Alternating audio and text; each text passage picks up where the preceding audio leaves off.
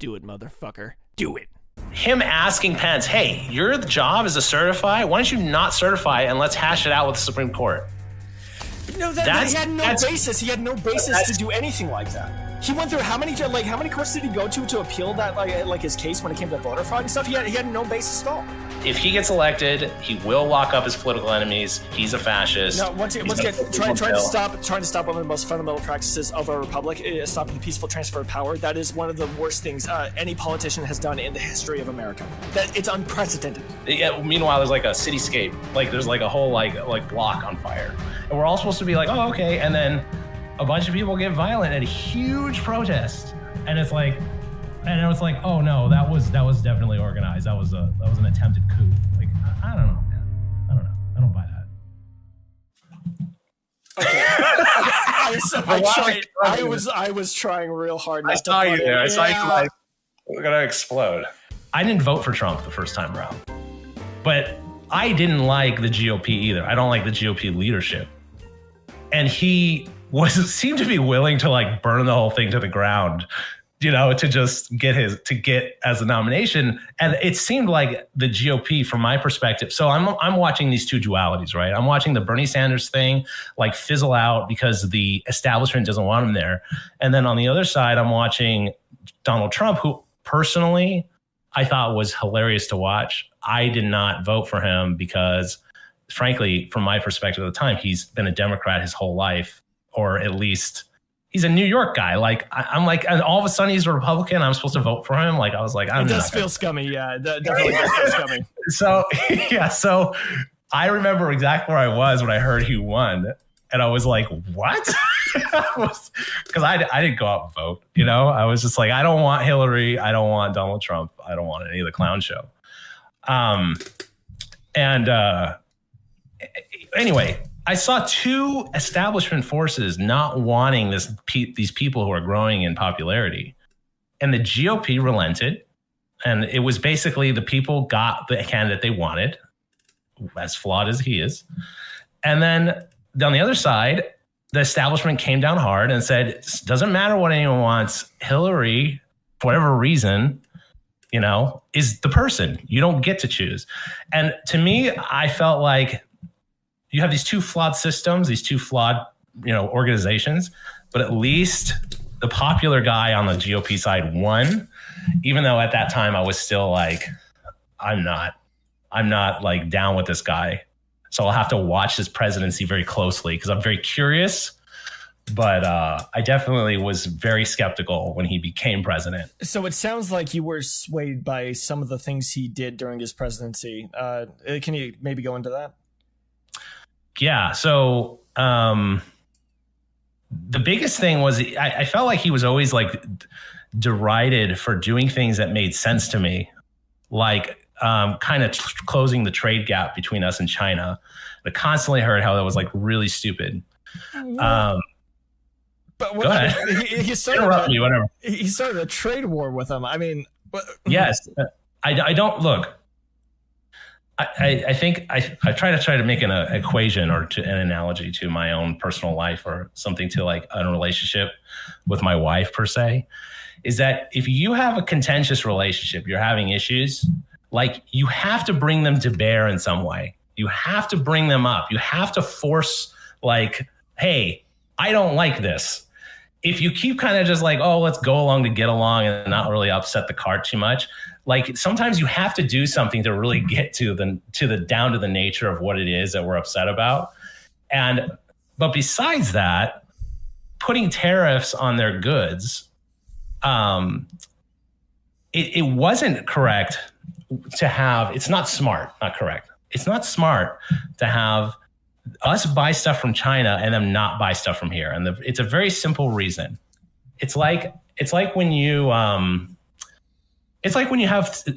like programs that like tell you, oh, these are black businesses so that you can put your money to other black business owners, or the joke about Mormons, how they're all wealthy because they all spend money with other Mormons. Like all Mormons know each other. So they like kind of keep the money within the circle, within the group. That's actually not a bad way for people for communities to grow. So if you are spending your money out of the country and they never bring it back, there's no reciprocation. Okay, so I have 2 points. Money out of the system. I have 2 points built up. Well, first off, I'm pretty sure like China does, like they must. I mean, we're like a huge exporter of goods. They must buy like a crap ton of stuff from us. So it seems like that's my. You can correct me if I'm wrong there. I was also thinking about looking it up. Yeah, what are your thoughts on that?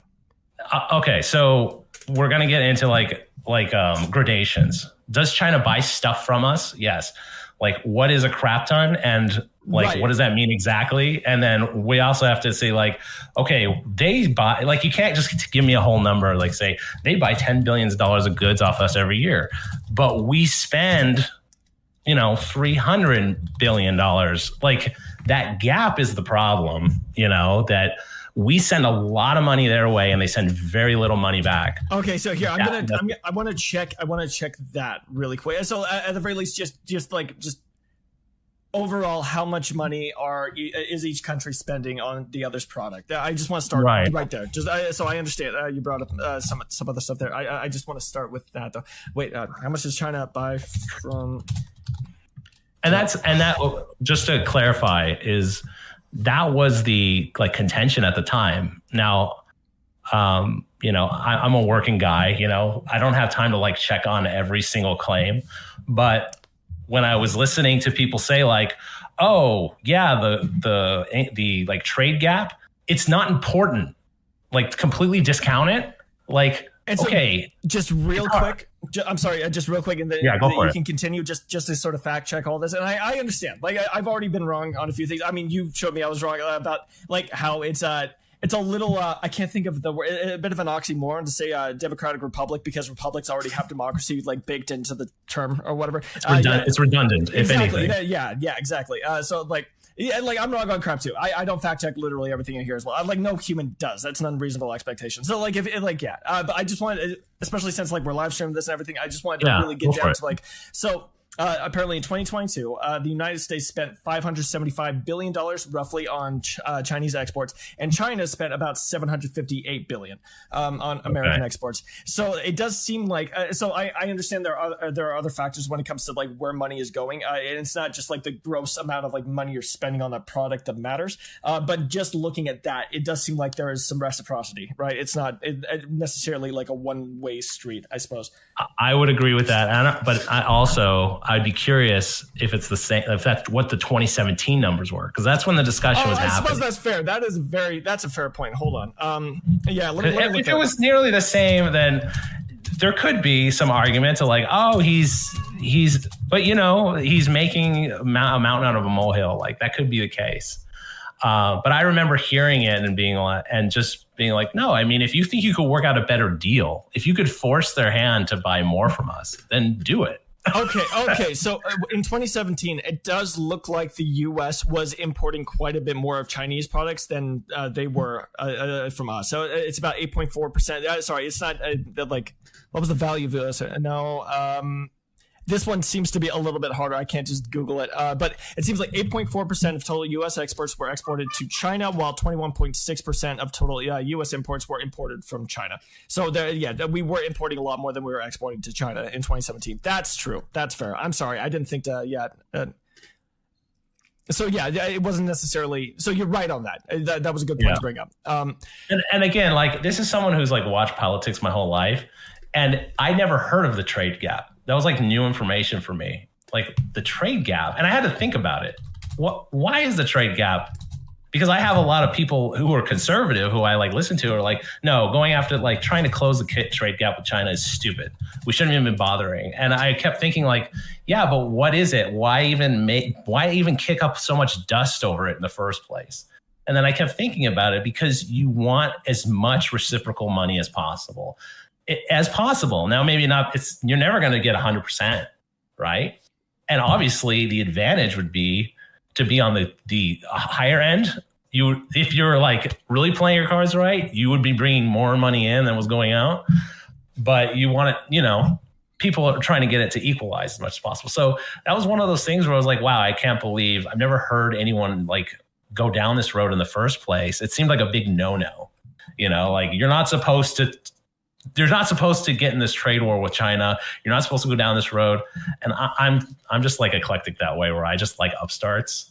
Right. I just like people who are just like, hey, this just seems wrong. I'm going to poke the bear a little bit. I'm like totally, I'm down for that. It can be exciting for sure. So I would say also when it comes to like imports and exports, the global economy is like super interconnected at this point, right? Like every country relies on every other country to an extent. And also like you could say that American goods getting shipped off to like European countries could get transformed into some other product that does end up, like getting shipped to China or whatever. So like, I feel like I'm not sure if I had like, if overall the situation is necessarily that bad, or that we were necessarily relying on China for too much. Well, I'm not even sure. Like, I mean, every country can leverage their goods over the other to an extent, but I don't know if there's any fear of them being able to like absolutely devastate our economy, especially since, I mean, if they tried to do that, if they tried to cut us out, they would probably be like destroying their economy at the same time, right?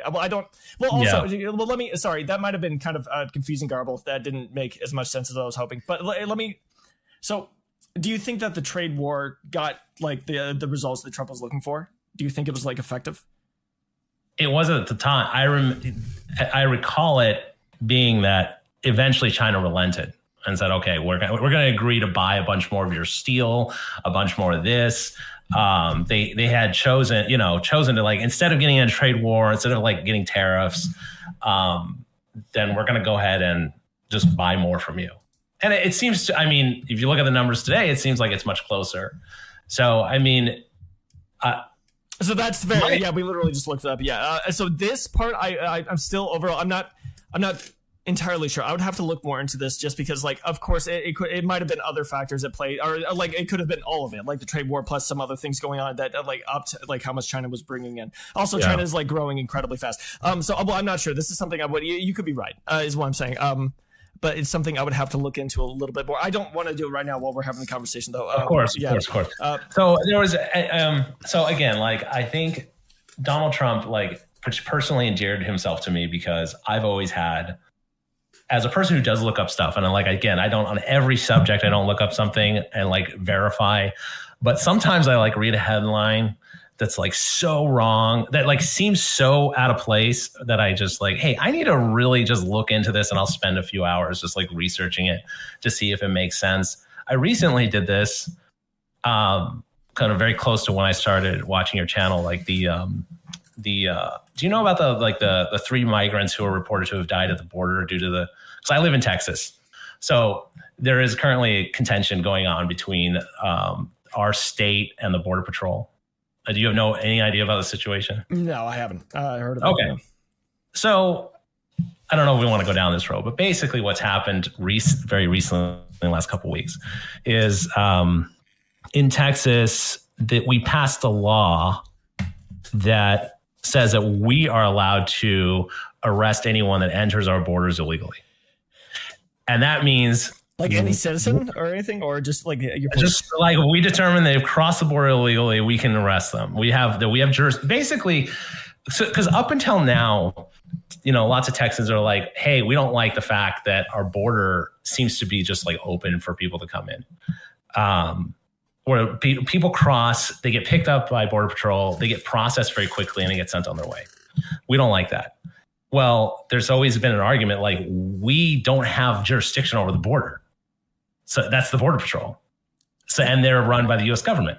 So Governor Abbott literally signed a law that said, we're saying that we do have jurisdiction. And this is kind of like a thumb in the eye in the federal government saying like, we're saying we have jurisdiction over a border, and you're saying you have jurisdiction over the border. I just want to be like super clear what we're talking about. It's not just like Texas is making it so that they can like use their police to like patrol the border instead of just like the Border Patrol. No, they are. The law is saying like we will use our National Guard reserves to put people where we want, and the Border Patrol is not allowed. I was thinking for a second, like I was imagining like citizens like headhunting like migrants and stuff for a second there. I was like, wow, that would not be the greatest world to live in. Okay, but it's specifically like officials. Okay, that might have been okay. Keep going. Sorry. Sorry, yeah. I don't, forgive me if this is too far off onto a tangent, but it's basically it's been in the news, especially here locally, is that the National Guard of Texas basically like 2.5 miles of border they basically took, and they said like this is our part of the border, which is near the Rio Grande, which is like a common spot for crossings. Because if you Google map that area, which is called Eagle Pass, you'll see that the river is not like that big. It's like maybe 300 feet across. It's like a common place for people to like go across the Rio Grande there. So they're like, isn't that where like the term wetback came from and stuff? Wait, is that something I can actually say on stream? I don't know. I don't know where that term came from. I'm pretty sure it's something like that. I also think I probably shouldn't have just said that. But anyways, sorry, keep going. Now that I think about it, and I have a little latitude in this because my wife is Mexican Cuban, so. I have a little latitude on this, but I thought that referred to like Cubans during like the missile crisis and stuff. Oh, maybe going across to Florida. I it would show up on the. Right. I feel like I've only heard it in regards to like Mexicans though. But I can see that as well. I could see that. Maybe it started with that. And then like, but I swear that was like specifically for Mexicans, at least nowadays. I'm not sure though, but anyways, keep going with, yeah. Definitely not important. Well, hopefully I don't get a strike on my channel for that. I don't know how YouTube feels about me using that word, but as long as it was you, not me. It was me. It was 100% me. A PC elitist does not condone any of that sort of speech. I fucked up, and but anyway, so here's the thing. So okay, I'm just try to show up this story, and we could go on to the other thing. Okay. Is that basically there was a news story that the Border Patrol, because they were restricted access, 3 migrants died in the river, and they were like trying to get them help, and they were denied access by the Texas state, and they said 3 people died. And you read the headline, there's some vagary to it, but it's like 3 migrants die after Texas like refuses entry to the Border Patrol. You could kind of interpret that in different ways, which I hate that. It's like one of those ways of like, of like inferring something without actually saying it. Right. It could be. It kind of sounds like they somehow like them blocking access for those immigrants, like made it so that they couldn't fully cross the river. They had to stay in the river for some reason that they end up drowning. Like it was like irresponsibility or like just sheer callousness, pure callousness from the official side. But like if it is not that much of a which of course they would try to cross at probably a reasonable place in the river, right? It would be kind of also weird. Cold. It's like cold right now. So you cross a river and it's 40 degrees out. Like, how cold is the water? That's what I mean? That's fair. Yeah. I would have to look more into that before jumping to conclusions. It's really easy to, exactly like you're saying, read a headline like that and jump to like a million different conclusions about what happened. Yeah. So those are one of the things I researched. And what I found was that you could imagine there's actually an active lawsuit between the federal government and the state government to the Supreme Court. And they're submitting dockets to them saying like, hey, we want them to move because of this reason and that reason. And you could go to the Supreme Court and look at the dockets and read what they said. And you could actually, this report a few days later shows up, and it's basically, to make it real quick, and you could look into it. I could show you the links. You can see it. Oh, yeah. If you want to link me, I think go ahead, do it in like the general channels. Yeah. That seems to be the place that people send things for me to look at. Okay, if you're interested right now, I could send you the link, but you can look up the docket. And basically, the DOJ said our report from our Border Patrol, so this is all coming from the federal side. Our Border Patrol supervisor on the ground said, we received a call at 8:00 at night that said there are 2 migrants in the water right now who seem to be in distress. We're trying to let you know so you could help them. Also, 3 migrants have already died because we've taken them out of the water. So at the time, like anyone knows anything on the U.S. side, they're telling them there's already 3 people dead, right? Right. They go and they tell the Texas State. Texas State turns around and says, you're not allowed access. And they're like, well, then can you check? And they're like, yeah. They check. And then the next day, the Mexican government calls them and says, those 2 that were in distress, we picked them up. So we're fine. They returned to our side of the border. So we grabbed them.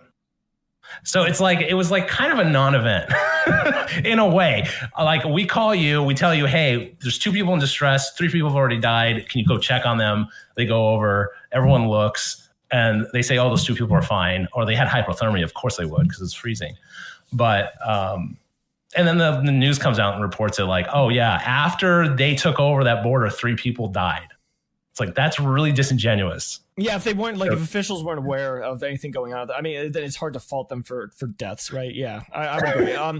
But once again, I would need to look more into the situation before I like. But yeah, that's happened a million times, especially when it comes to like, I'm fully in support of the BLM movement, and well, that's not exactly what I want to touch on. I would rather move over to some other Trump stuff after this. But like there were some ridiculous reports coming. Like there was, oh my god, there were a few times where the police got like absolutely destroyed for like essentially just doing their jobs. Like, and that shit happens. And I think when it does, it's really stupid when like people get up their ass for it.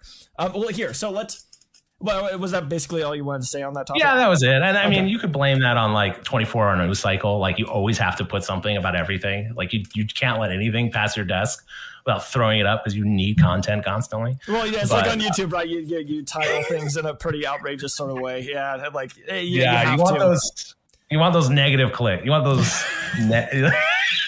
Yeah, you want those anger clicks, right? I mean, sort of. Yeah, it's just it's hard, dude. Because I hope. I mean, we haven't been talking too much. That's one thing I hate, man. I've gotten the whole disingenuous thing a couple times from people, and it's like. I feel like I'm just kind of like doing what I have to get any attention. If I titled like things like it just in a really like analytical or like a really like literal way, no one would ever watch any of my videos. Like that's just like a truth of YouTube.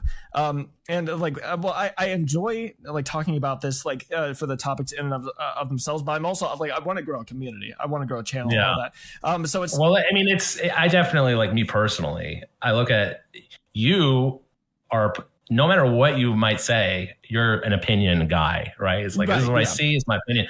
But when you see like a news source, this is the news, and it seems inflammatory or like really like it's like it didn't do any research. Like the AP said something, then we just re-reported it and we titled it in a way that would get a click.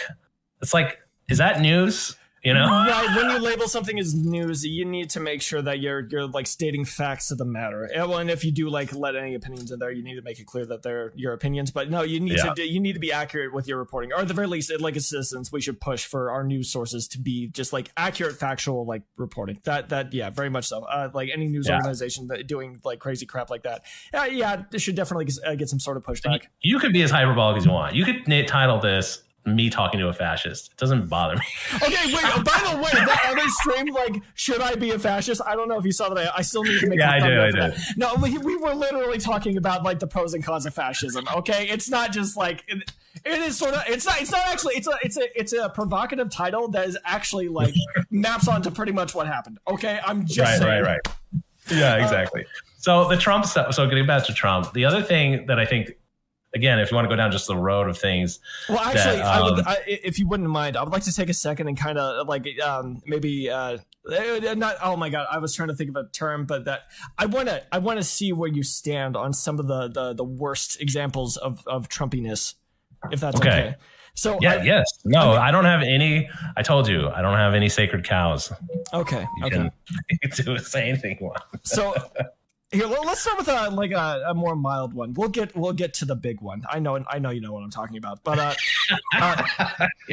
okay, so what about when COVID came around and Trump didn't do a single like he learned about it, but he sat on it for like a week or two, and then when it finally got out of his hands, he started saying that it was a Democratic hoax, like the Democrats were spreading this lie. Like he was twiddling his thumbs and then like shouting conspiracies to his base instead of actually doing anything about it. Don't you think that was like really bad? So my point of view on it was that sorry, I'm just collecting my thoughts on it real quick. I think that did he it's hard to say, like, did he do the best he could? I think that he started doing like those press conferences with Dr. Fauci, like weekly or something. They were like coming out with press conferences where he was there with Dr. Fauci a lot. But the first thing where I think he made a major move, and I thought like, well, that's weird, was when he basically called a no flight from China. Where he's that seemed really interesting. Yeah. Well, the thing was like that just made to me, it made sense. Do you have? I mean, it's already spread across like a huge portion of the world. So if you just block off like air travel from literally just one country, that's nothing. That does nothing. But this is back in like February, I think. And we'd have to look it up to look at the dates. But at the time, it was like we were just starting to see a few cases in like the West Coast. I think it started in like Washington or Oregon or something, were like the first cases that we saw on our site in the United States.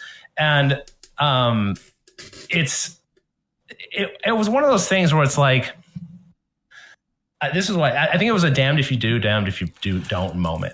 Like if you don't do anything, if you like say, oh no, everyone's free to come and go from the country's origin, like where, and I don't mean this in a disparaging way to like the people of China, but sometimes illnesses or diseases come from a location and they spread from a location.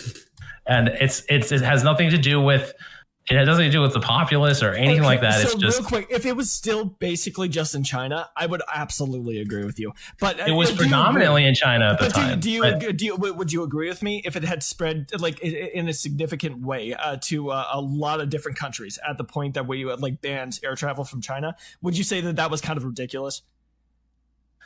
I would say that if you're still taking in all the other infected people from around the world, then like you're not doing shit at that point, right? Like. Yes, I mean that is true. That is true. It's just like again. I think there was, obviously we're coming at it two different directions. Like I think for the most part you're going to give like the least favorable that's not entirely true. Look, I mean, okay. What do you think? What do you think about?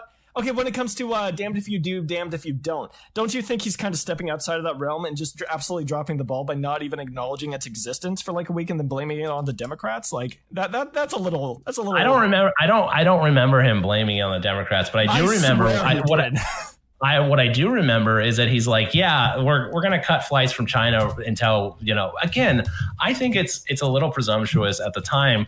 No one knew the veracity of what this thing is. Well, no, I think that he was literally getting informed that there was like a global pandemic that's starting or something that looks like it, right? Right. I mean, he has access to a ton of information. Oh, sorry. Would you say a better solution would you just like no flights in or out of the country? No, but like maybe would you have supported that? No, I probably would have supported something along the lines of like checks at airports, maybe some sort of test if we had those back in the day. I'm not entirely. Hold on, I was during a campaign placing the deadly coronavirus during. Trump was definitely calling it like a hoax made up by the Democrats at some point. Yeah, that seems to be entirely true. But no, so I wouldn't say we should have banned air travel entirely, but I mean, we don't have to go to that extreme necessarily, right? In order to like prevent cases. I mean, like not letting sick people on the flights if we didn't have tests or just testing people that were going to get on flights, right? And then like, we could have set up other things. I'm going to push back on you in this one case. Okay. You have a new COVID virus moving about. It's starting to spread. We know it's an origin point. So you cut flights from there. Now it's easy to say, well, maybe instead of that, we should have just like test people in the airport. With what? We don't have the infrastructure to test people. Well, if you just had kits or something, I'm not entirely sure how it would work out. But obviously, it's not feasible to like completely stop air travel. That does not seem like it would. So this was, I think, honestly, this was like I got to do something. And you know what? I'm not going to argue that that's always like that's a great thing. Like just like what's the old saying? Don't ever confuse motion with progress. Like just to say, oh, we did something. But if he did nothing, he would be criticized for that. If he said like, oh, you didn't even try to stop any flights. Or if he did something. But the thing I argue with is that he was derided as being racist for stopping flights. Because if it was, we have to answer this question. I have to look it up. I need to know how far COVID had spread by the time he decided to ban travel, because I swear to God, it had already spread like to a ton of different countries. If that's the case, then that just does kind of sound racist. It just straight up does. Like if you're so here, let me look it up. By the way, I'm not necessarily saying that Trump is like racist.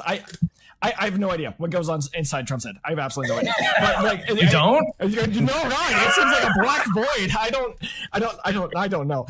Here, let me just look it up. So I would need to look up.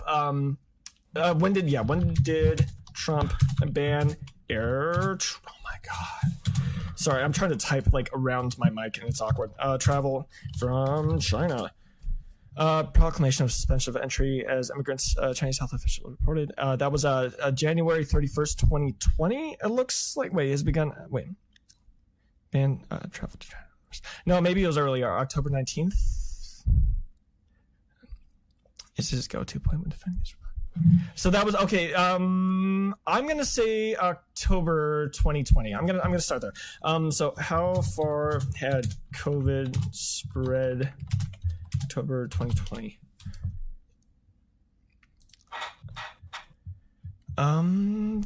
Is this going to be an easy thing to find or? Oh, okay. No, there's a COVID timeline from the CDC. That is beautiful. So wait, October 20 or October or 2019? October 2020. See, well, I think that's when he banned air travels, or like around October 2020. Sorry, I'm trying to do this quick, so it's going to be a bit rough and dirty. No, that's no problem. That's no problem. Let's see if where he's in China. Oh, well, no, he couldn't have. Wait, or maybe. So China. That's too late. That 2020, that seems too late. It would have been like February or January in 2020. 2020 was like he wasn't banning. Yeah, no, you might be. Hold on. Yeah, you might be absolutely right. Wait, I've reported approximately 10,000 confirmed cases of. Hold on. When the heck did he do it? Trump the virus China ban. Okay, AP fact check. How about that? I'm sorry. This one, I feel the need to like fact check this one because you know, the reason I wanted to talk to you is that it's fun. One, yeah, it is. I like having these conversations. But two, you know, the reason I didn't like watch you and then just like click away is that I enjoy people, even if it's like on the opposite side of political spectrum, or you know, I've had long debates with atheists about various things and agnosticism and religion, stuff like that. But I don't care really. I don't care really what side of things you're on. I want to know that you're like earnestly looking for the truth in the matter and not just being a cheerleader for something. Like if you're the cheerleader, great, more power to you. But I'm like not interested in having a conversation. I want people who are like actually interested in digging into it and looking. No, I agree. Well, I thought I had completely cut you off because I'm trying to be less aggressive in my response, like with the comments, especially since now, like with my agnostic videos and like, okay, no, not the trans one. That was dog shit. Essentially, if I don't attack It's a Gundam's fan base, I can get more or less like not people shitting on me. You know, like, dude, I'm not sure if you've seen the comment section of those videos. It's a disaster. It's awful. I should. And by the way, never ever. Well, this seems like a given. I did not take it as a given at the time. Do not piss off Republicans and Star Wars fans at the same time. It's just a bad mixture. But so January 2020, by the way, that seems to be around the time where he did the ban. I think you're right. So keep going. I just want to clarify a few things. If you just have a map where you say like where the virus has been detected, it's gonna look bigger than it is, because you just have a map of the United States and it's say like, oh, it's been detected in the United States, when early in January we had like a few cases in like the West Coast. I really think, if my memory serves, our first cases were like Washington. I understand, but just I can even link you. This is like from the CDC, what I'm reading. So I'm assuming that like whatever so like for instance, it had already spread by January. There had been a laboratory confirmed case of COVID outside of China. So that was January 15th, 2020. Then January 19th, 2020, they found 2 cases in Thailand. 1 case in Japan, 1 in the Republic of Korea. So it already started to spread to other countries. Then late January. So what day was the ban? You said it. I should have written it down. Let's see. It says just ban in January. That's the best I found. Trump's ban in January seems like 2020. I'm not sure what day it was. I'm sure if we had more time, we could find it. I know you don't want to sit there and just like dig through. Well, yeah, it's not really fair to you, and like it's not internet fair to history. anybody watching. Yeah, no. So like, but would you agree? Because it seems like around the time he did the ban, there were signs that it had already spread to other countries, but there were no like flight bans for those countries, right? That seems a little weird, doesn't it? Not in the reason that it's like, okay, we have 2 cases here, 2 cases there, 2 cases there. And here's the thing with China, you can't really trust them to self-report. Not because of maybe people doing it, because they're a communist country. They're not going to tell you really what's happening. But so also it's like, at the same time, just remember when you say to like there are 2 cases found in Thailand, that's just an indicator that they are like there are cases in the country. That there are most likely a lot more cases than the amount you found. Does that make sense? Like you see, yes, like no, I get it. Like there could be 1,000 people and you happen to pick up 2. Like that makes sense. But I just don't. Okay, I'm just going to argue with the one thing. Like you could say that it was a frivolous decision. It was a decision based on just panic. You could say it's a decision on a lot of things. I don't see how it was racist. Well, I don't. I can't go. I don't go down that road because it just.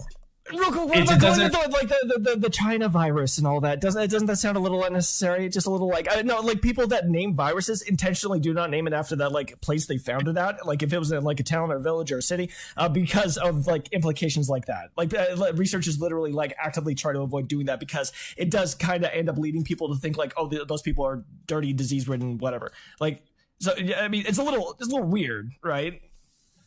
Well, yeah, okay. So like we have lots of like the Spanish flu. Why do we call it the Spanish flu? You know, because it came from Spain. Well, I don't actually. So like, that's actually a perfect example. Did it actually originate in Spain? That might have actually been an example. Well, no, I could be wrong. I need to look this up because I could be wrong on this. I don't want to start spreading a bunch of BS. Okay. Wait, where did Spanish flu originate? I swear this was the Spanish. Was that one of the things? The Spanish flu most likely originated in the United States. Is that true? Was that the last place you expected? Kind of, yeah, a little bit. Yeah, this is kind of across the ocean from its namesake. You know what I mean? Right. Interesting. Okay. So like people like I dude, that sounds weird to me. Anyways, but I guarantee you a lot like researchers are like people that are studying these viruses do like intentionally avoid naming it. Like if you found it in like a small village in Africa, like you know, like I'm not, any name I'm gonna come up with right now is probably gonna be fucking racist. So I'm not gonna try to come up with it. Whatever name, the name, okay? And, yeah. So they have the name. They will not name it that like based off of that village or that town or that city, you know, in Africa because they don't want people to look at that town as like that because they're like you're dirty. You're a dirty town. You don't want to like to say that. Is that what you're saying? Yeah, well, and dude, it's just it can be so hard when it comes to like people and biases like that. Like even if like you're like trying to work against, it's just people will jump to that conclusion, like subconsciously or consciously. It just happens. I don't. Humans are weird like that. Yeah, I don't know. Or just like okay. Well, I believe there are more examples of places being named, like certain viruses being named after the region than you might be giving credit for. I have to check into it. Okay, I you know, we're going back here. We're going back a ways. Okay, so I guess to wrap this part up, and I can agree. I could be maybe a little bit wrong, or it doesn't happen as much as I think, or like it happens more than I think it does, or whatever. But can we agree that if our president is hiding something as big as like a global pandemic from us, and then trying to like spin it as this Democrat like conspiracy theory, that's a little strange, right? That's a little unnecessary.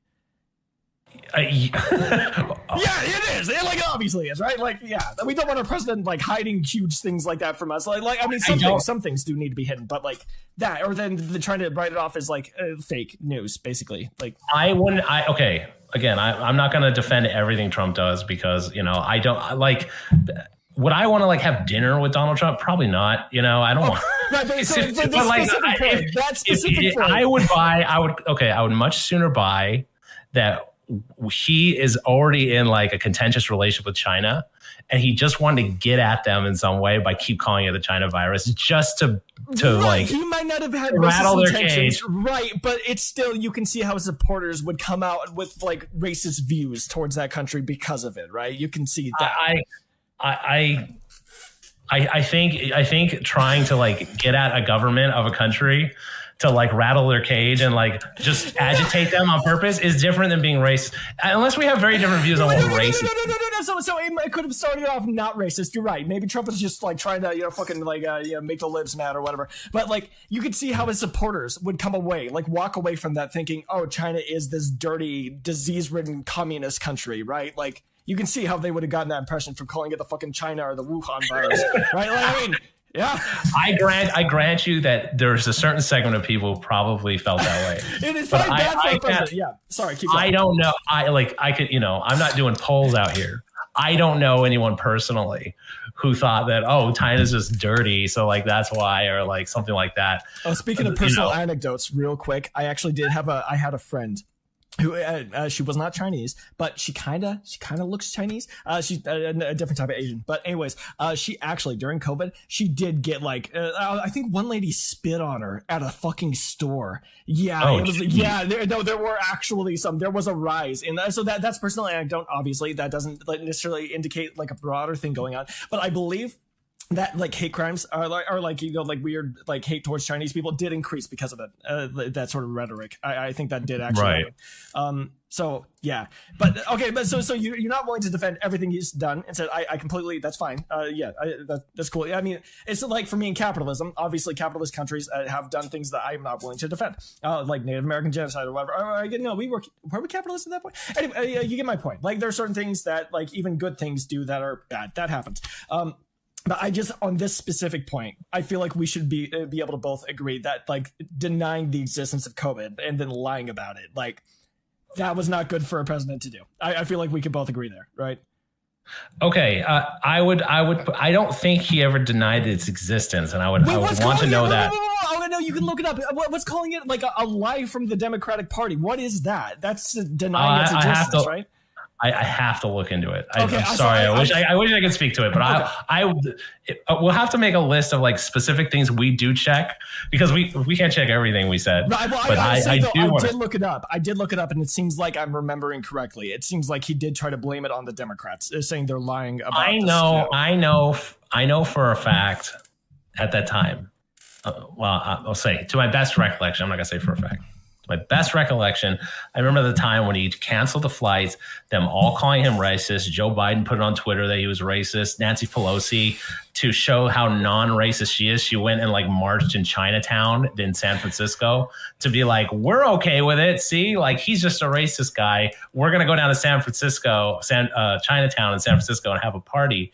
Like that, I know. And then called him, oh, it's only because he's racist. Well, it had racist results, right? Like, so I mean, like he just not necessarily racist himself, but like it had racist outcomes, right? So like, I mean, like,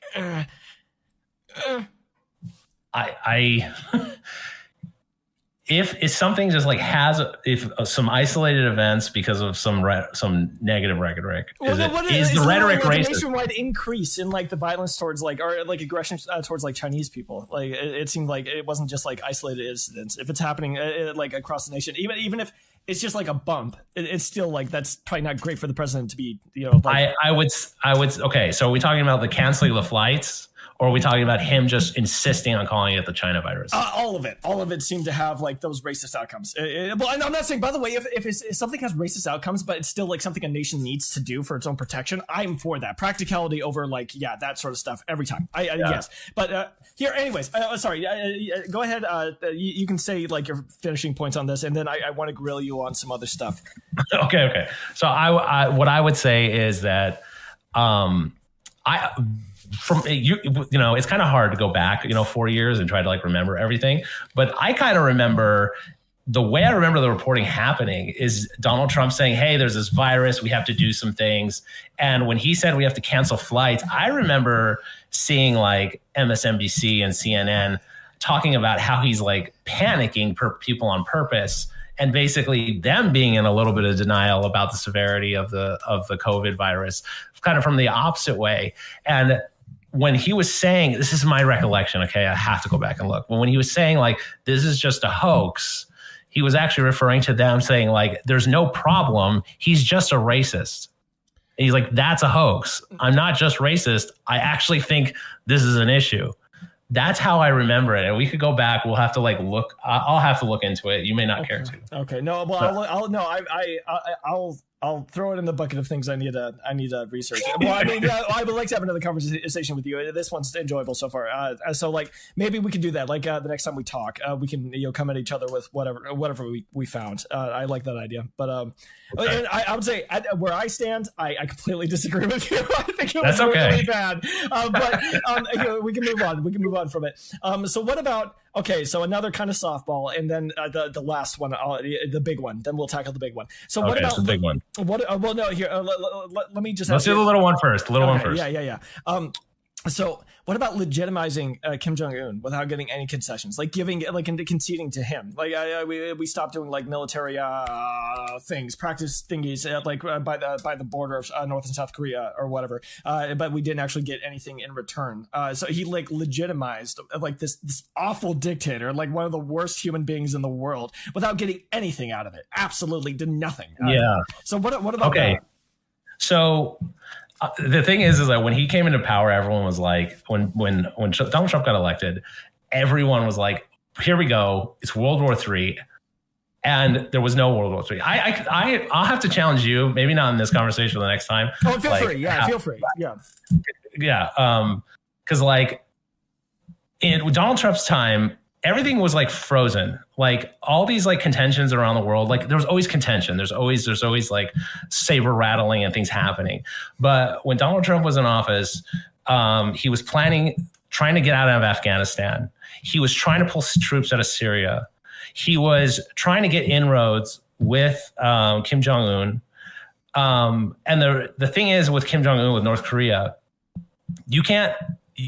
What is the other option? The other option is to just like ignore them or be aggressive towards them. Well, he's awful. I don't disagree. He's awful, but like the current relationship with them has been up to this point is our kind of like our policy on them is we don't deal with them directly. We go through China. China talks to them.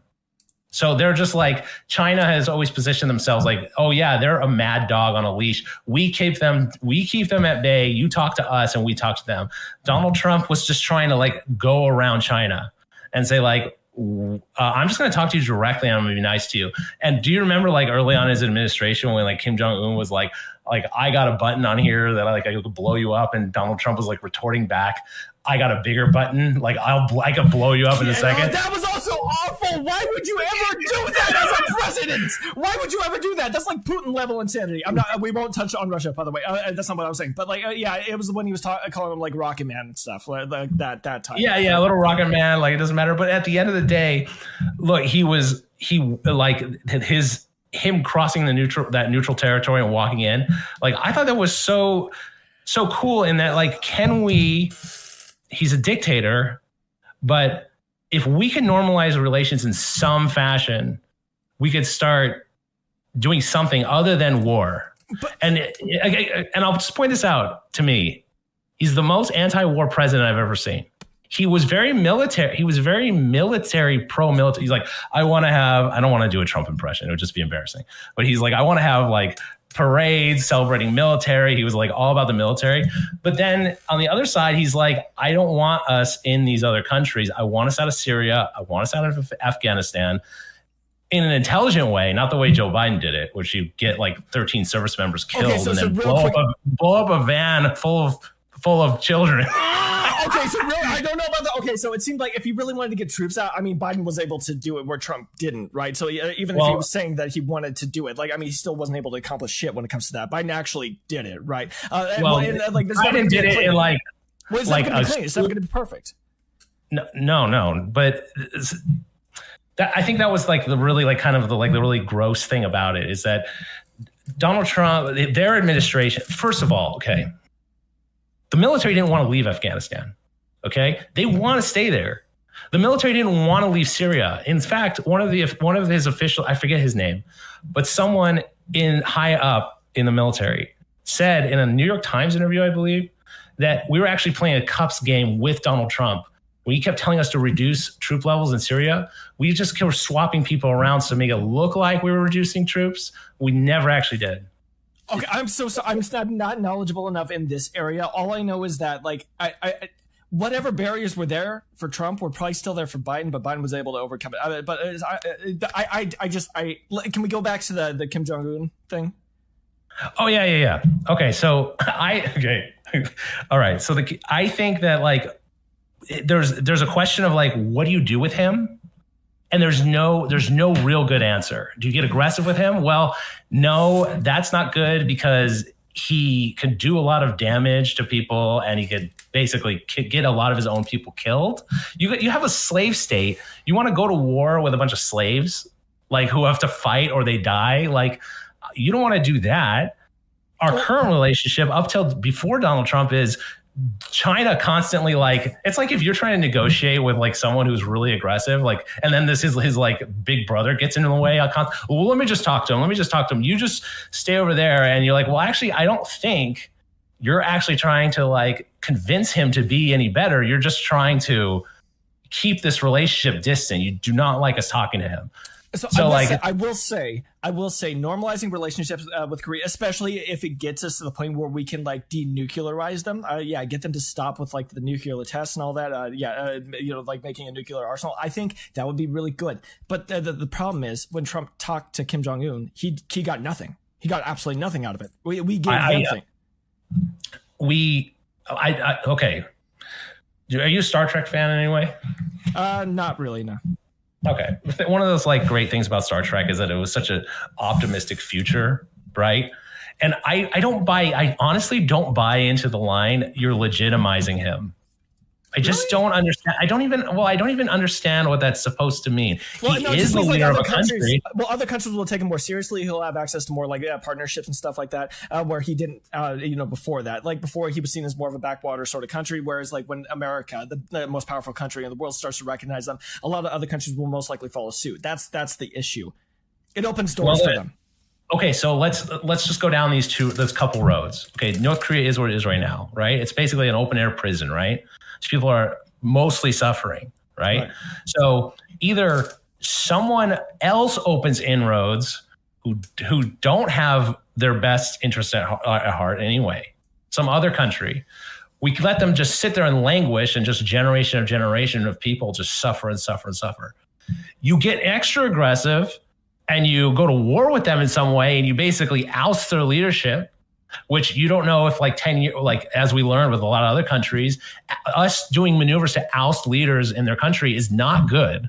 I will point out, like, they do have nukes. I'm not sure how much of a threat they actually pose, but like, still, it's potentially going into a nuclear war. So I don't know if we would ever actually like have a war with North Korea. And if he's a truly like psychotic despot, do we want to put him in a position where his only option now is to nuke us to get us out of there? Well, even if it was like a more sane country, it's still like putting a country in a desperate position when they have nukes. That's just something we never ever want to. That's a situation we never want to be in. So exactly. Or option, I don't know how many options I went through. Option 4, you talk to them. That's it. That's like, those are your options. You don't have much other. So I'd rather. What would you hope that talking to them would lead to, or what are you thinking it should have led to, or what would have been ideal? The ideal is exactly what you're saying. Like, look, we're all very on edge that you have nukes in any way. We will help you kind of like, let's say, give you, obviously economic sharing to help some of your populace, but you got to get rid of the nukes, move towards that to normalize relations. I think it's hard to say like, oh, in this incredibly severe situation where you're dealing with like a guy who their people actually think might be a god in some way, like a demigod, like that you could just walk in and kill the guy and get rid of him. I don't think you can do that. Right, but of course. Or what can you do? Well, we could talk to him. That's really it. And I don't think in any world, no matter how good of a negotiator you are, and you have no trust in Donald Trump's ability to negotiate, I'm sure. I don't know how much I trust him to negotiate. I just know that he's done better than a lot of people I've seen in my lifetime. Is that what do you, what can you expect after 4 years, after multiple generations, I don't know what to expect. All I know that in 4 years, we went from these two guys threatening to bomb each other with the size of their buttons to him walking across a demilitarized zone into that country. But that's a huge.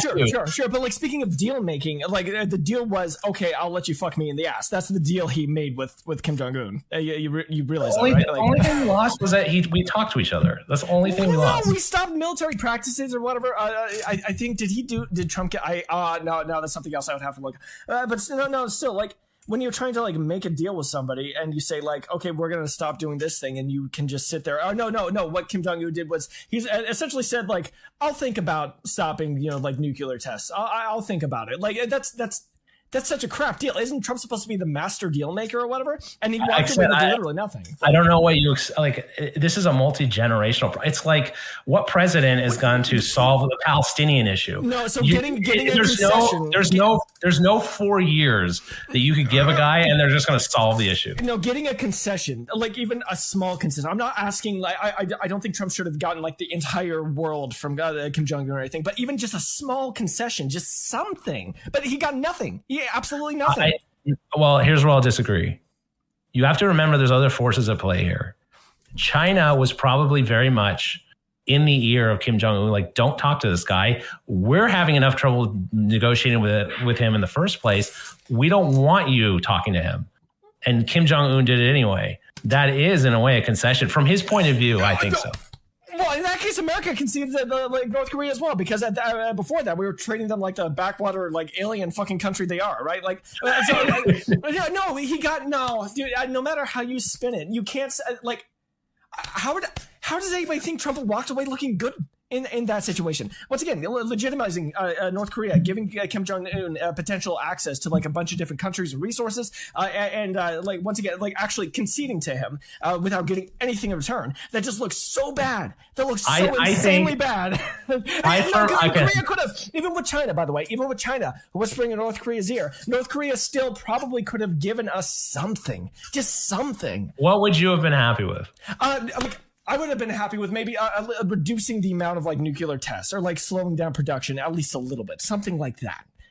To them, that's their only lifeline. So you're saying like, get rid of your only lifeline. No, they wouldn't have to get rid of it at all. They could keep their nuclear stores, just like slow down on testing and just kind of like take a step back from it a little bit. Yeah, that literally just that. They would still have the nukes and everything. They would still have that thing to fall back on, but like. Yeah, like, I feel like Trump could have. I feel like he could have gotten something like that out of them. I really, really do. I think I think he wasted opportunity. Honestly, I don't think he should have like tried to do it in the first place. I don't know. I don't know exactly where I stand to that, but it seems like legitimizing once again Kim Jong Un, which is just like a bad idea. I think it's just like, well, there's things like this in politics often where it's like, yeah, I would agree with that, but I don't trust that guy to do it. But up until, again, I've been observing politics since I was pretty young. I was like 15 when I started becoming like politically like observant in any way. I've only seen ever one strategy with North Korea, just the one, which is just talk to China. And you, through all those years, you have people just like suffering and dying, and generationally and suffering and dying. And then his son comes into power and they're just suffering and dying. And the only strategy is talk to China. Well, once again, we can't honestly do anything about that. Like, once again, their nuclear power. Again, if I know this is going to sound like a little hyperbolic, and obviously I can't know this, but if Barack Obama was the one that walked across that line and into their country and shook his hand and walked back without any military detail on his side, there would be books written about it, like something like a lame title, like The 6 Steps that Changed the World, or something stupid. Because he's like such a messianic figure, that guy. Wait, still, if Obama had done that, gone in and got nothing from North Korea while making concessions to North Korea, you honestly don't think people would have like got jumped up his ass for it? No. The media, most people and the pundits would be talking about how we've altered the dynamic between these two countries for the future. Like, he set up fertile ground for negotiations for like something that's been they would just be blowing what other negotiations did he have with North Korea? What actually came of that? Nothing. We weren't we weren't even talking to them. Yeah, look, I'm not saying this is, again, I'm just trying to stress this. I'm not saying it's the greatest thing in the world. I'm just saying, like, what other options do we have other than to just start talking to them? I think the option we had before was probably the way to go. Just like keep talking to China, let them handle it. Just ignore North Korea. Let them die. I mean, they're a dying country. Just let them fucking rot out. Ugh. I mean, they will eventually. I think that's horrible. There's nothing else to do about it. We can't solve every country's problem. We can't do that. That's true. They're so resistant to any sort of change. So what are we supposed to do? I don't know. I agree with you that we can't save every country, but I think it's overstated what it quote unquote cost us to just talk to them. Even if you're like, oh, they didn't get anything out of it. I mean, it's 4 years later. Is North Korea in the UN, like, hanging out, drinking martinis? No, there's still the same backwater issue. They haven't gained any new respect. We talked to them, and then Trump left office. So whatever inroads he was getting personally, nothing, that's going to come into nothing because he's not in office anymore. So I think it was good. I think it was like one thing to try, like, instead of just doing the same thing. And if your answer is, I think we should just let them rot, I understand. I think if, like, can we try one more thing before they just die? Okay, here we can agree to disagree on this point as well. But real quick, actually, side tangent before the big one. Okay. So, like, I have to limit time a little bit. Oh, okay. I'm sorry, but let's get to the big one. Okay. Yeah, how much more time? I have I'm sorry, I should have established that right away. No, like, how much time I have. I have 15 minutes. Oh, 50. Oh, shit. Damn it. No, the big one. Okay, January 6th. All right. He tried to get Pence to stop the peaceful transfer of power. He sent 10,000 of his supporters to the Capitol just to storm it. It was that is an insurrection. He stood by while people were begging him to send the National Guard in and did nothing. Absolutely nothing. What do you think about that? Okay, so I have a lot of thoughts. I have a lot of thoughts on it. It's a lot of thoughts. So Donald Trump personally, he said, come, we're going to have a big protest on the 6th. And then he gave a speech. And while this speech was occurring, we already had people shaking the doors and shaking the gates. No, he sent the protesters over there. No. Wait, hold on. You can look up the timeline yourself. But while he was giving this speech, there's already, you can imagine this, there were a lot of people who showed up there, a lot of people. Okay. And while he's giving this speech, there's already S is already going down over there. Not to an extent of it at all. That's not my understanding of it at all. Okay. But you're asking for me from my understanding of it. And I'm sorry. This is super contentious. Oh, okay. I'm sorry. I'll give you a little more. It's okay. We might not have time to hash it all out, but we can walk away and do a little bit of, I could do some research. No, we can do this. So lay out, establish what you think happened. During we'll leave it. It might end up on a cliffhanger. Okay. What really happened on So there was already little spats with the police already when this happened. Now, I wish Trump would have said more, but the one line I know he did say in his speech, and I've watched it once or twice, and I've heard this section of the speech, is now let's all march peacefully over there or over to the Capitol and let our concert, whatever he said. Okay, no, I'm sorry. I do actually have to stop you. I do actually have to. I have to address that. He was saying they're taking your nation from you. They're taking your country from you. You have to fight to preserve your freedom. Doesn't that imply some level of violence? Don't you think? If your country is being stolen from you, what should you do? I don't think you can argue that Democrats or the left wing have just as much inflammatory language as that. No, so Trump is so much worse than anything else from Republicans or Democrats. Trump is so much worse. You say so. I like you. That's your point of view, but I think that it's just as inflammatory as anything the Democrats say. In my perspective, and if I want me to produce examples, I think calling Republicans racist on like a normal basis, like Republicans generally like people. I'm not talking about like. Do you think there's like a big difference between like saying, hey, that whole other party, they're there just to be racist, is not as inflammatory as, or saying like Trump, he was saying this on as he was getting elected the first time, that, you know, it's going to be like a fascistic thing and he's going to like lock people up and yada, yada, yada. Is that not as inflammatory as, they're stealing your nation from you? Okay.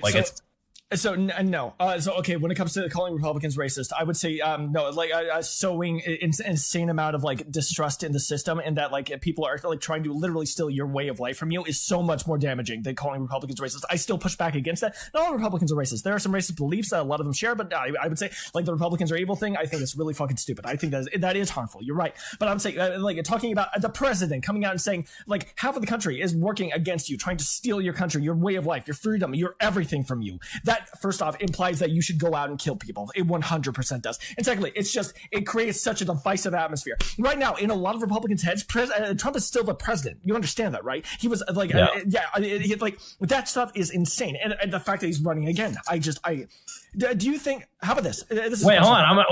Okay. He said that in his speech. He says, hey, they're stealing this from you. And he said it a lot. He said stuff like it. And he set the stage up. Like, is it really that different than like literally two years of 2 years of people saying that he's a Russian puppet and the Russians installed him? Okay, dude, the Putin shit is really fucking weird. I feel like everybody should be able to acknowledge that. But no, like no, that's stealing the nation. Like your way of life is being stolen from you. You need to kill people to preserve it. That is so much worse. That's so much. There was a narrative. There was a narrative for 2 years about him colluding with Russia and the Mueller report that was supposed to basically clear this all up. And I remember Democrats I knew like just frothing out the mouth, waiting for the Mueller report because, it's going to prove his collusion with Russia. And it comes out and he's like, there's no collusion. Mueller literally came out after people were misinterpreting like his findings and misrepresenting him like you are right now. Not to offend you, I'm sorry, but you are kind of misinterpreting. He said there is strong evidence pointing to the fact that there was some weird shit going on. There's nothing that we can like hang him over, but like he came out to clarify that specifically. That this was bad. That it was really bad. His findings were really, really bad. I know that. Okay, hold on. Sorry, 1 second. Okay, yeah. Oh no. I mean, I'm getting. I don't know if there's anybody watching. By the way, if you're watching, I love you. I love you so very much. Thank you so much for watching. For the last 5 minutes, I just have to shuffle my daughter out of the room. 1 second. Oh, okay.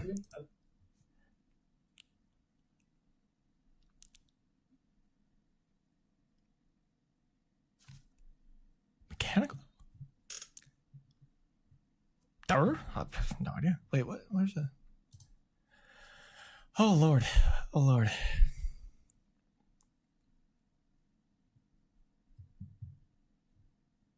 I don't want to actually fuck something up. How long have we been talking?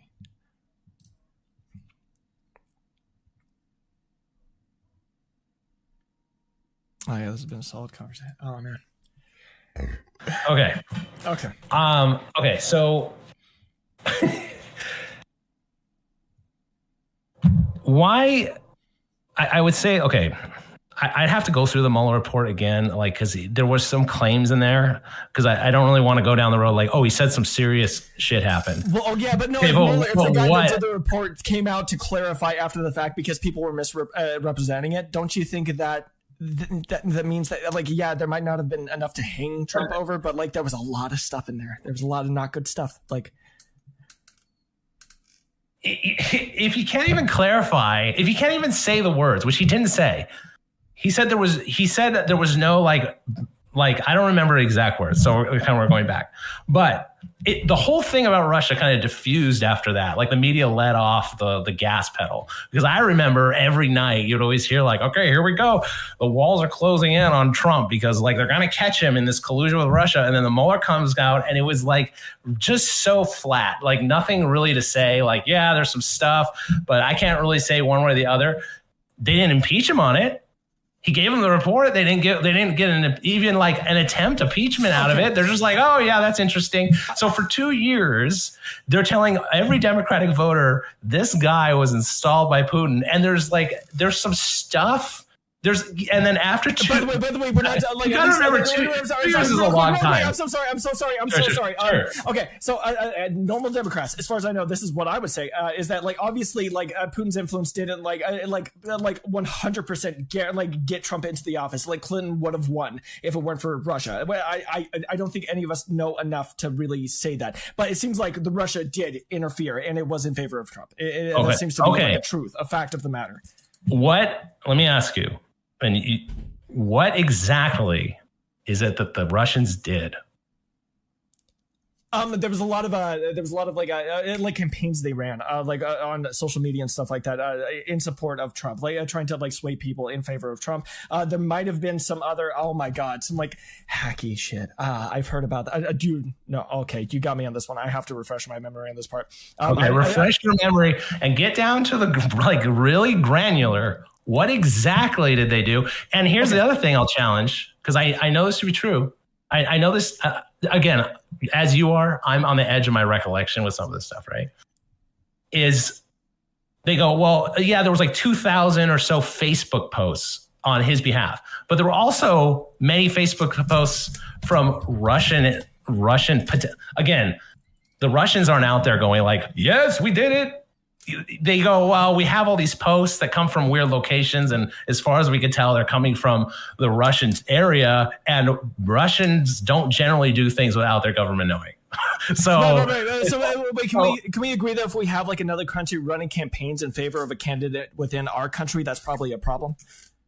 It's probably a problem, but it happens in every election. Oh, I don't know. Okay, real quick. I want to, since you have limited time, I want to like focus specifically on Trump trying to get Pence to overturn the election, essentially, to not go through with the peaceful transfer of power. What do you think about that? What do I think about that? I think it's a legitimate lever legally to pull. There was an argument about it. It's not. No, constitutionally speaking, it's absolutely not. What is the point of the Senate certifying an election if they do nothing other than rubber stamp it?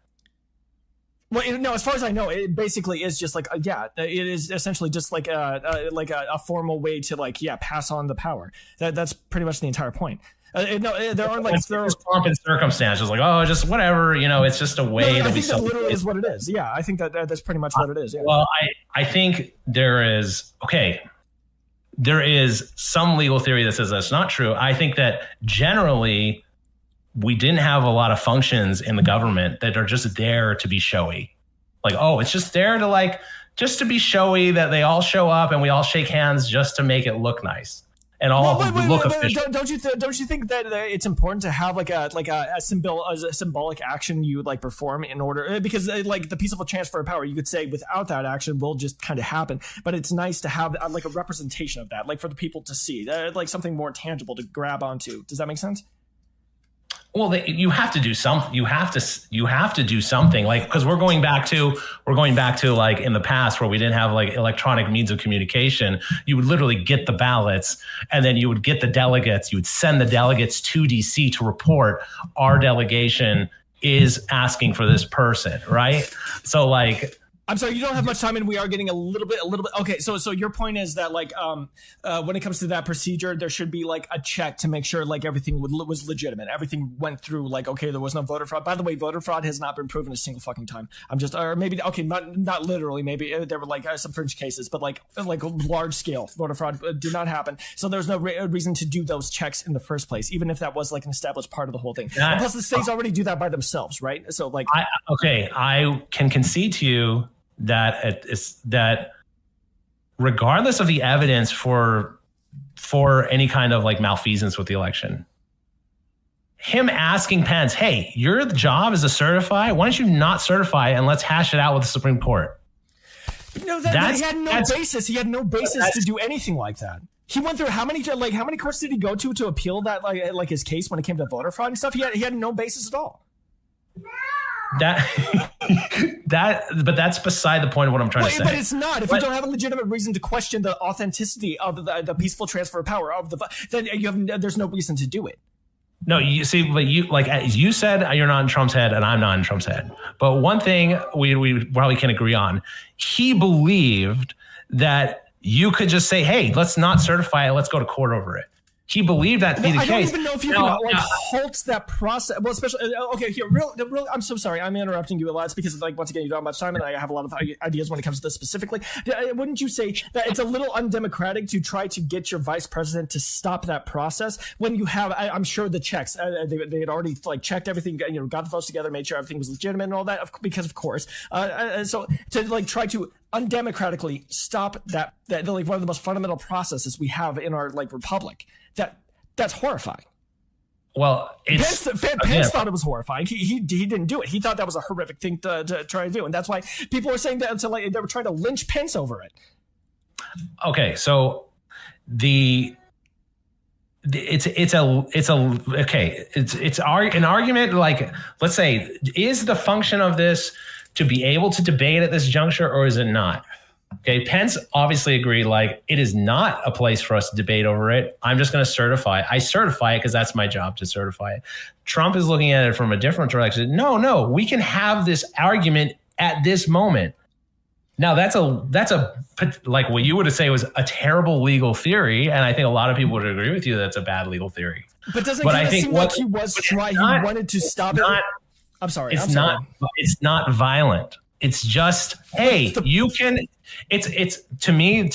Okay, this is I'm creating an analogy here. It's like you go to court over something, and the court says no, you can't do this thing, whatever it is, and then you say, hey, I can appeal it, and someone says to you, that is subverting the court's decision. How dare you? Now, that's not a perfect. I'm saying it's not a perfect analogy because it's very normal that we know appeals happen. It's not normal for someone to contend the results of an election and dispute the electors and all that jazz. Well, and my understanding is all of that does happen before, right? But all the states probably have some sort of checks to make sure everything's going through properly, and the federal government probably has checks for the states. There's already a huge process involved with all of this. So why do it at that juncture? Literally, right as it's about to happen. It sounds like a power grab. Because I'll give two reasons. He's grasping at every lever he thinks he has it as available to him, which is scary in and of itself. It's scary. Okay, you might find it scary, but it's not like we wouldn't have an election. If Pence said, "Okay, we're going to certify this," then the Democrats would sue. It would go to the Supreme Court. They would probably take care of it immediately because you can't like wait on that. It would go to the Supreme Court, and the Supreme Court would say, yeah, that's not really how this works. Just that you have it's certified, the election certified. The Supreme Court certified. It's the same way like when Gore was complaining that he wanted to keep recounting Florida. I want to keep recounting Florida. And they like recounted it and they're like, you still lost. He's like, no, I want to recount it again. And eventually the Supreme Court is like, we're done recounting it, dude. It's over. We're done. And, you know, I grew up in the time where it's like, not my president. No, the Supreme Court stole that from Gore because they should have kept recounting it because they wanted to.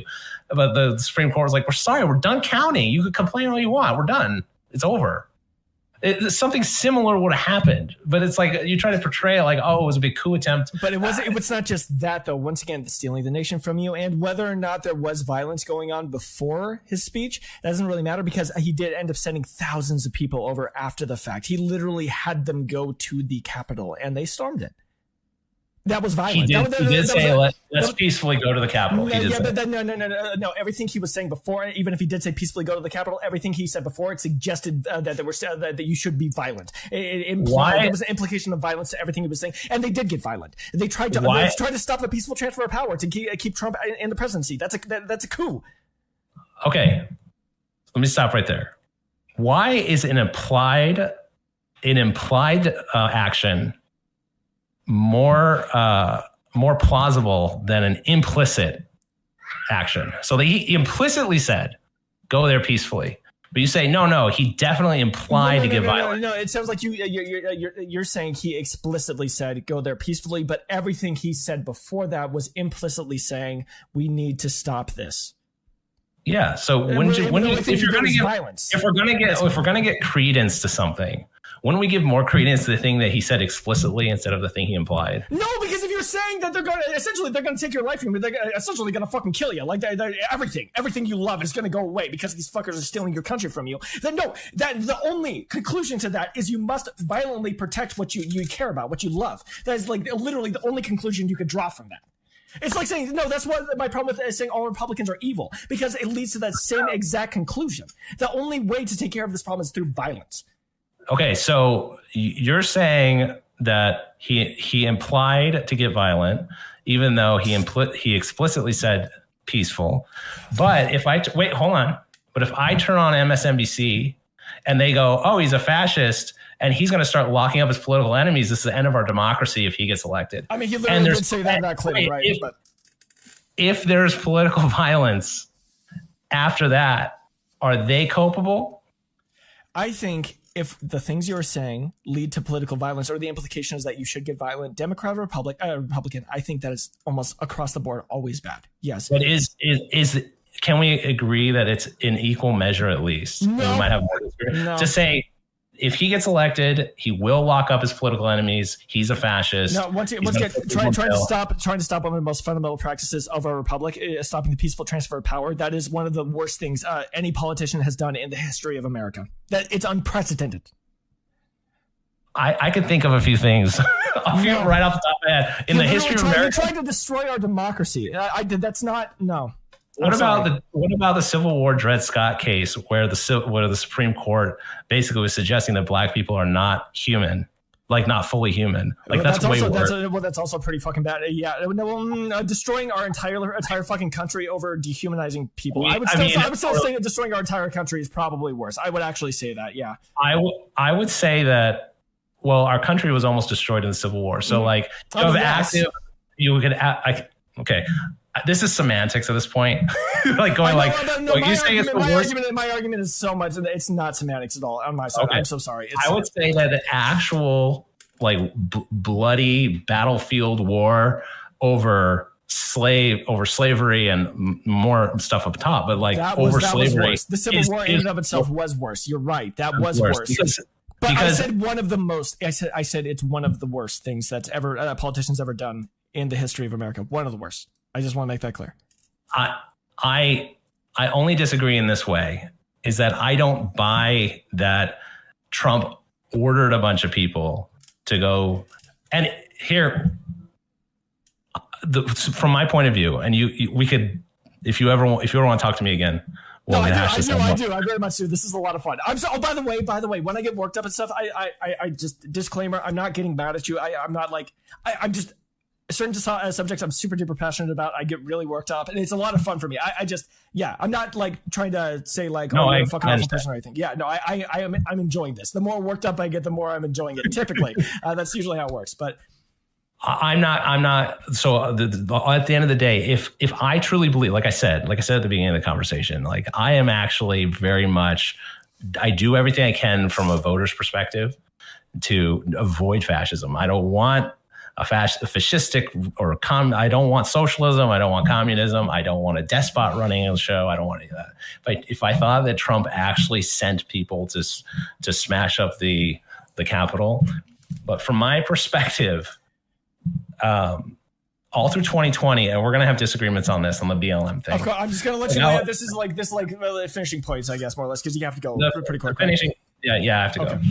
The finishing point is this. Like I saw for like 8 months, just like cities on fire and like buildings, police stations, courthouses being firebombed.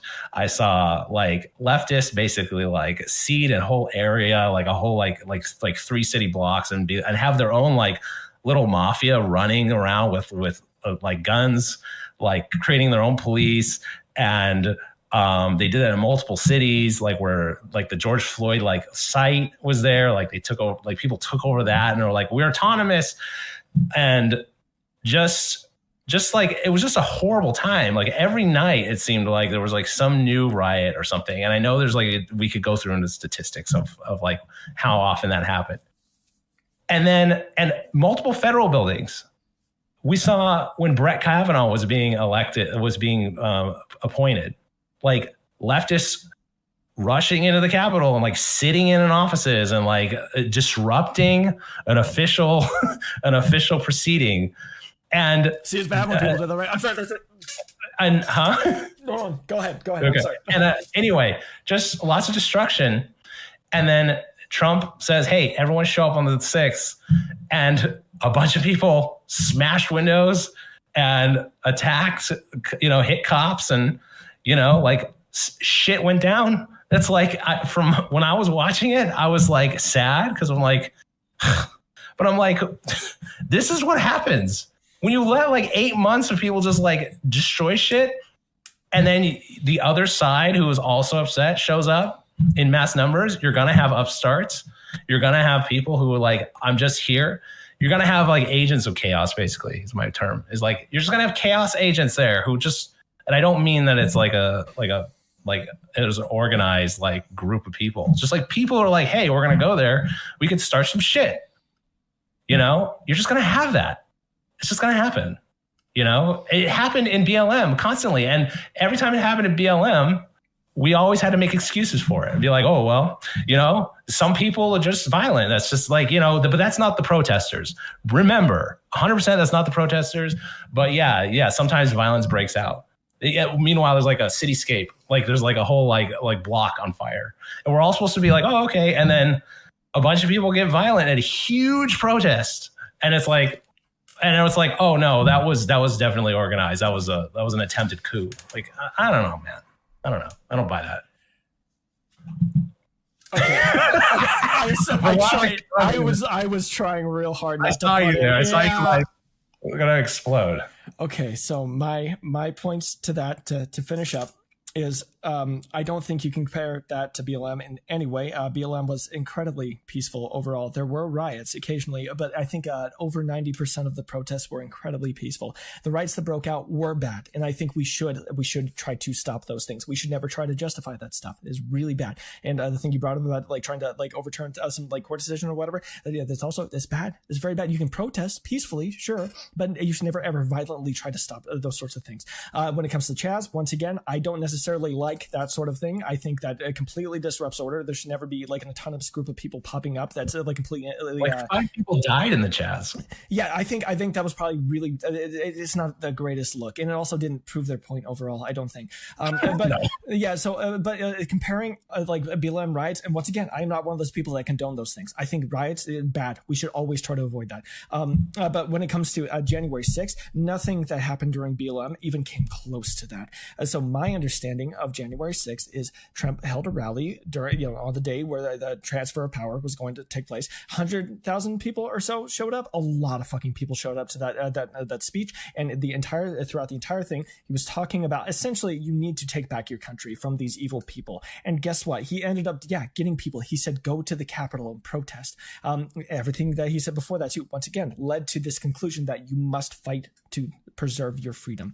And guess what? You had like 10,000 people go over there, and they broke into the Capitol building. Some of them were looking to fucking lynch politicians, including Pence. They were trying to stop the peaceful transfer of power. Trump had every opportunity to stop that, and he did not. Also, it's not just that. He didn't just use his supporters to try to overturn the election. He also tried to get Pence to just not do it, to just fucking not do it on the basis of nothing. That was a blight on American history. That is like a blush, a stain on American history. That's the closest we've ever gotten to actually losing our country, which is insanely scary. And I know I sounds like I'm kind of using Trump's rhetoric at the moment. Thing is, when it comes to Trump specifically and people that are diehard fans of him, I think there is a actual danger of like he's talked about using the Insurrection Act to take back power. And like technically, once again, in Trump, people that support Trump, in their heads, he is still the president. As in, Biden is an illegitimate president. So if he did actually like try to use the military to like take back that position, I'm not sure if the military would actually go along with it. But like, I mean, he would have support. There would be people that would back essentially like a military coup.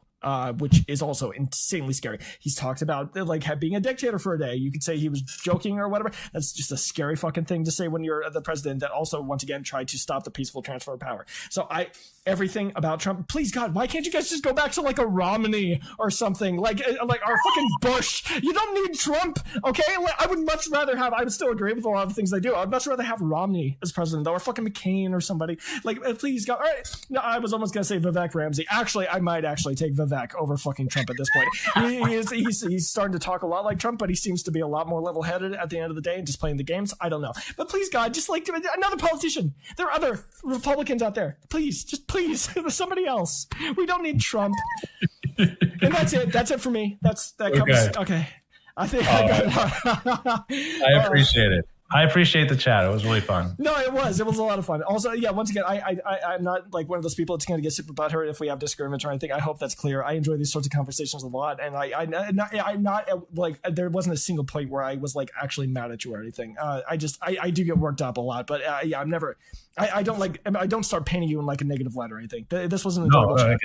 Okay. No, I'll have to go through the video again and like take notes of like the things we're gonna. I need to if we talk again. Yeah, I think we should. Yeah, we should both do some research and then come back to each other. See what, like share notes. Essentially, I think that'd be cool. And also I'm gonna go to. I'll have more time to do that sort of stuff too because I'm gonna go to an every other day like upload scheme because I basically just have no fucking free time with my upload schedule, and it's been wearing me down, and it's been hard to respond to everybody. It's been hard to also do these like talks while also getting a decent video out and stuff. So I'm gonna go to like every other day. Hopefully, I'll be able to keep that up, and I'll be able to own my music too. That's like one of the big. I've been falling off on that because like YouTube's been taking over everything. So but hopefully I'll have more time to do like a decent amount of research on this topic, and we'll be able to have a nice I used to do gaming stuff on my channel, like not political stuff at all, just gaming discussions. And I understand like how much time it is. Like it's super time consuming. That's why when I saw, I honestly didn't watch that video with is so-and-so transphobic. I have no reason. There's no reason I didn't watch it. I just saw the thumbnail and I'm like, that's a good thumbnail. I'm like, I'm going to tell him because making thumbnails is kind of a bitch. I'm like, I appreciate that as well. Well, especially since that one, dude, sometimes like I'm really proud of a lot of the thumbnails I've made, but some of those bitches, they take like a fucking hour to get them right. Like I'll get them and then I'll upload it to YouTube, and then I'm like, oh, but that's not I got to rework all this crap, and then sometimes I'll completely just throw them out and start over again. So, but that one was actually really easy, relatively speaking. I just had this idea; it was super easy to follow through with. It only took me like 10 minutes. It was So I know I did appreciate that because I also thought like it didn't take me that long, but it was also a pretty high quality thumbnail. I was pretty happy with it. So I appreciate the fact that you noticed. Thank you for that. No problem. All right, man. I'll check you later. Okay. Yeah. Talk to you later. All right. We'll be in contact. Yeah. Sounds good. All right. Well, have a good day. You too. All right. Bye-bye. Thank you all for watching. I need to have more talks with like diehard socialist and communist people and Republicans because I have a lot to disagree with on both sides. Anyways, it's been a lot of fun, and I'll see you guys later. Love you. Bye-bye.